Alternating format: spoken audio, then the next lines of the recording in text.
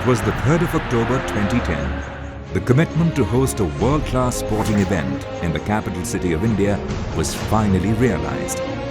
It was a dazzling and vibrant opening ceremony for the Commonwealth Games, the country's biggest sporting spectacle, watched live by a global audience of around 3 billion.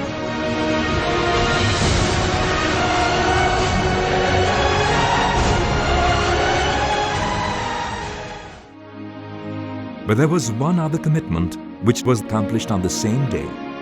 It was the commitment to complete the second phase of the Delhi Metro, which added a new milestone in the history of the mass rapid transit system. Let's plunge into the world of DMRC and know for ourselves how this challenging task was accomplished by a team of motivated engineers, with their managing director leading from the front, and how all the lines were commissioned in time just before the opening ceremony of 2010 Commonwealth Games.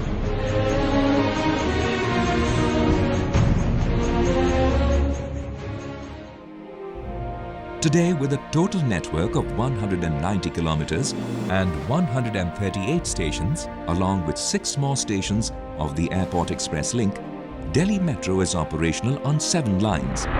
For Phase 2 of the project, the challenge before the civil engineering team was to construct 125 kilometers of network, of which 48.06 kilometers was underground. This 12.53 kilometers of network from Central Secretariat to Qutub Minar is totally underground, and the engineering team encountered numerous challenges while constructing underground tunnels.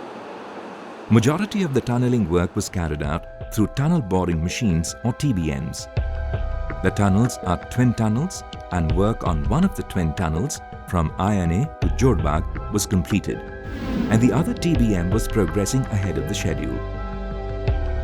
But something was about to put it behind by 6 months. It was a big rock. But it was not as simple as it sounds. The cutter head was shipped from Singapore to Mumbai docks, and the journey of the cutter head had challenges of its own. When ship left Singapore, a cyclone occurred and the ship was sheltered in one of the ports, where it remained for 15 days. Then it came to Mumbai and the cutter head was brought on trailers from Mumbai. The cutter head of the TBM had to be changed. For this, a shaft was dug to reach the top of the stuck TBM. Since a portion of rock was already there, it was cut manually and cleared for making way so that enough space was there for the team. A specialized engineer was called in to change the cutter head, and after changing it, the shaft was closed by M10 grade of concrete. Because closing the shaft with soil could have deviated the path of the TBM. The entire process delayed the work of the TBM by 6 months. The station you see today was at one time flooded with rainwater during the construction stage. It was 31st May 2009, and due to heavy rains, the drain water entered the Green Park station and filled the tunnel up to Horsecars metro station. For smooth construction, the brick barrel was required to be diverted at the portion where it was passing across our underground tunnel. The portion was diverted by laying pipes, but the brick barrel, which was just 1.5 meters below the ground, had 3 meters of holes on both sides after regular intervals to take in excess rainwater. This was not known to the engineering team.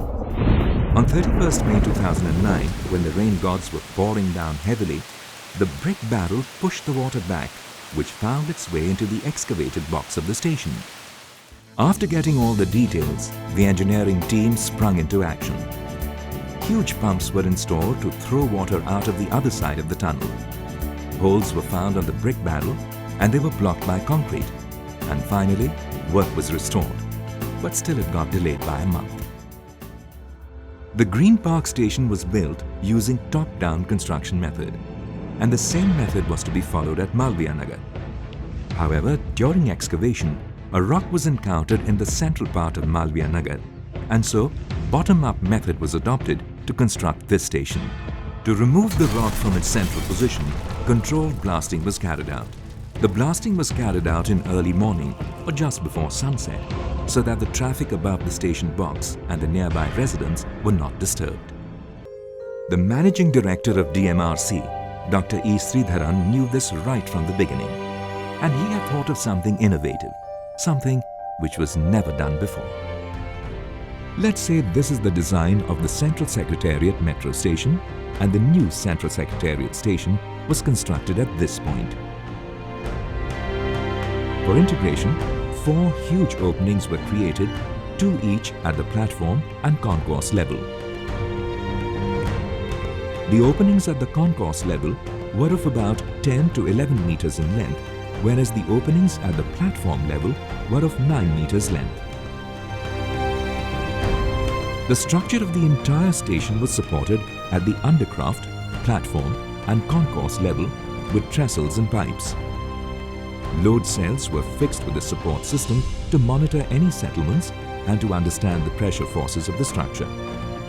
Once this was accomplished, the wall was cut into 150 cubical pieces, each weighing around 3.4 tons. Each piece thus cut was lifted to the ground level with cranes, and subsequently strengthening of the wall was done with 1.5 meter thick column that eventually supported the existing top slab. It was a risky and tricky architectural work that was accomplished in just 4.5 months' time.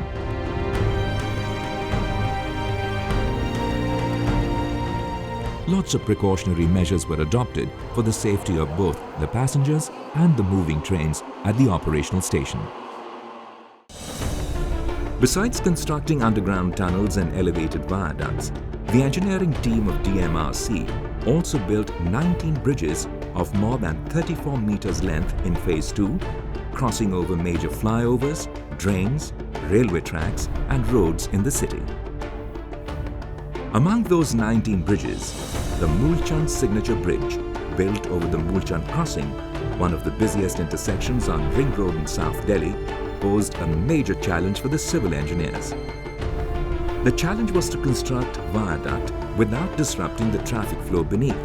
The DMRC engineers also wanted to build such a bridge, which would showcase their technological superiority and at the same time spruce up the look of the crossing to a certain extent. An extra-dosed bridge is a new bridge system that employs a structure which is a combination of a girder bridge and a cable-stayed bridge. After the decision, it was time to take action. Let's say this is Mulchand Crossing, and these are 2 piers which will be connected through the segments. The initial plan was to place cranes at position A and B, then lift the segments and place them over the viaduct. By this method, the engineers could have completed 2 portions of the entire span up to L and M. To complete the portion between L and M, another crane at position C was required. And this was a risky proposition as the underpass could not have taken the load of the crane and it would have collapsed. According to the new plan, engineers erected 4 steel trestles as support structures, and steel beams with sliders were placed above them on the entire span between the pillars. 2 cranes were placed at position A and B, and segments were lifted from both sides and moved to their allocated position on the span. The segments used were precast and brought to the site on trailers at night.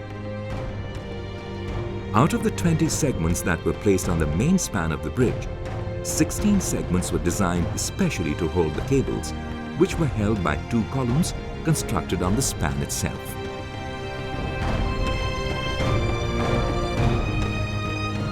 Today we can see metro trains running parallel to the flyover. Constructing this extra-dosed bridge in a time frame of just 10 months was never going to be easy for the site engineers.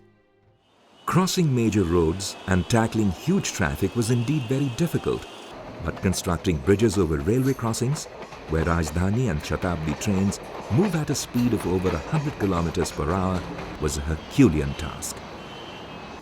After the incident, lots of precautionary measures were taken to prevent any occurrence of such incidents during the launching of segments. Carrying out the metro construction job in a city with more than 14 million population where mounds of construction material had to be transported and placed on roadsides, minimizing the space for crane crew and creating traffic bottlenecks at innumerable places, was in fact a tough task. It was a time frame that I think other countries around the world would have been frightened to take on board. So we can look at it that way and say it was too challenging, but at the end of the day it was achieved, and it was a feat that I doubt other corporations would even accept, never mind achieve. DMRC being a government company is getting all the reflection from the functioning of a government organization. But of course, one man makes the whole difference, which is Dr. Sridhar. He is such a dynamic personality that he has molded the system in such a way that it is able to perform to the best of requirements.